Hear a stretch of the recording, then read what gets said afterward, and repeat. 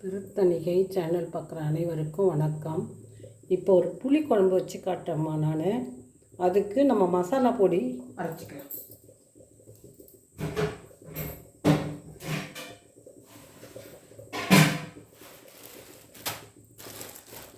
சரிங்களா?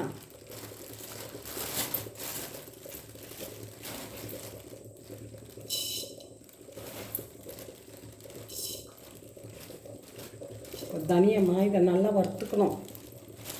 நல்லா மணமாக வறுக்க தான் அது நல்லா மணம் கொடுக்கும் நமக்கு. அதை நம்ம நல்லா வறுத்து எடுத்துக்கலாம் ஃபஸ்ட்டு. சரிங்களா? தனியாக நல்லா வறுத்துக்கணும்மா. இப்போ வறுபட்டுறது வறுத்துக்கலாம். எடுத்து கொட்டிடலாம். அதுக்கு அடுத்து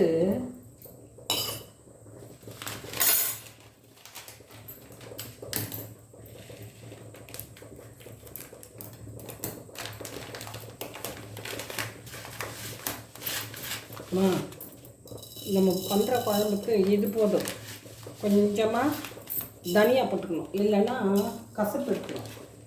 அதனால் கொஞ்சமாக தனியா போட்டுக்கணும். அது கூட இந்த தனியா கொஞ்சம் செவுக்க வரும்போது ரொம்ப போட்டோம்னா கசப்பாக இருக்கும்மா. குழம்பு கொஞ்சம் சிறு கசப்பாக காட்டும் நமக்கு. அதனால் இது வாசனைக்கு நல்லா சேர்ந்துருக்குங்களா. இப்போ கொஞ்சம் எள், அதுவும் வாசனைக்கு தான்.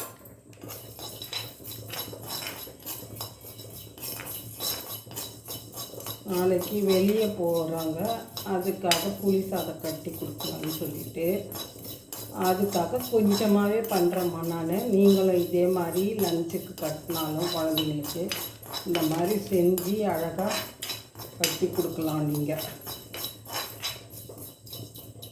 இது வந்து எள்ளு பொரியிட்டு பொட்டு பொரியும்.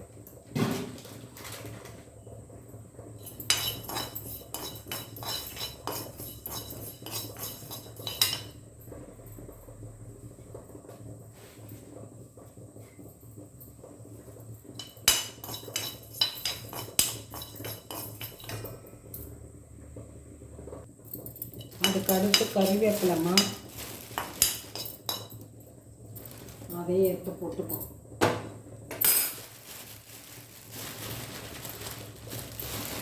அதுக்கு அடுத்தது மிளகாய்.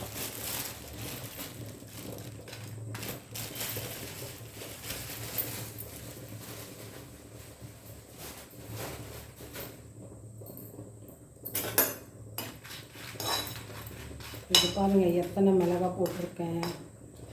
3, 5, 10, 14 மிளகாய் போட்டிருக்கேன்.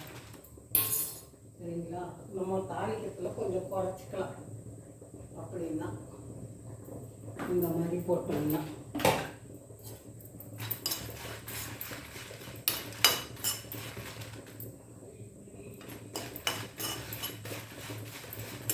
மிளகா வந்து சூடு ஏறினாலுமே போதும். இல்லைன்னு வச்சுங்க நிறம் மாறிடும்.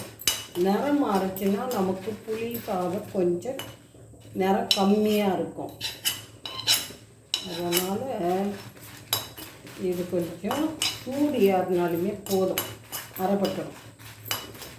இதையும் எடுத்து போட்டு இப்போது கொஞ்சம் எண்ணெய் விடுறோம்.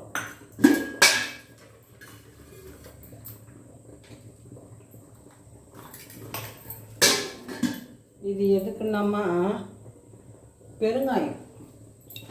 நம்ம பெருங்காயத்தை இதில் கொஞ்சம் கட் பண்ணி போட்டு பொரித்து அது கூட சேர்த்துக்கலாம்.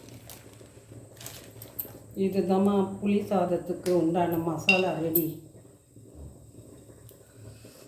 இந்த மசாலாவை செஞ்சு போட்டால் தான் நமக்கு புளியோதரை நல்லாயிருக்கும். கோயிலில் கொடுக்குறாங்க பாருங்கள், அந்த மாதிரி இருக்கும். இல்லைன்னா வெறும் புளி சாதம்னா அது அவ்வளோ டேஸ்ட்டாக இருக்காது சாப்பிடுறது. இதை நல்லா பொரித்து வந்த உடனே எடுத்து போட்டுக்கலாம். சரிங்களா?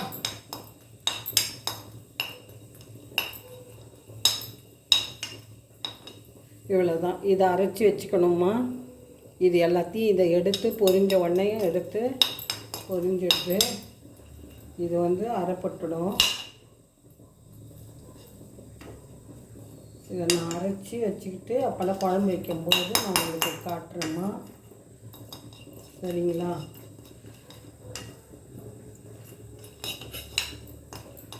இந்த மாதிரி செஞ்சு கூட நம்ம வச்சுக்கிட்டு அர்ஜென்ட்டுக்கு நம்ம புளி குழம்பு வைக்கும்போது இந்த மசாலா ரெடி பண்ணி வச்சுக்கிட்டோன்னு வச்சுங்களேன். குழம்பு வச்சுட்டு இந்த மசாலா ரெடி பண்ணி இருந்ததுன்னா அதை போட்டு உடனே டக்குன்னு செஞ்சிடலாம். இதை ரெடி பண்ணி நம்ம அதிகமாக வச்சிங்கனாலும் ரொம்ப நாளைக்கு வச்சுருக்கக்கூடாது. ஒரு 2 வீக்ஸ் வச்சுருக்கலாம். அரைச்சி நம்ம ஒரு 3 ட்ரிப்பு புளி குழம்பு வைக்கிற அளவுக்கு நம்ம ரெடி பண்ணி வச்சுக்கிட்டோம்னா நம்ம செஞ்சுக்கலாம். இப்போ இதை ஆஃப் பண்ணிடுறேன். அரைச்சிட்டு காட்டு.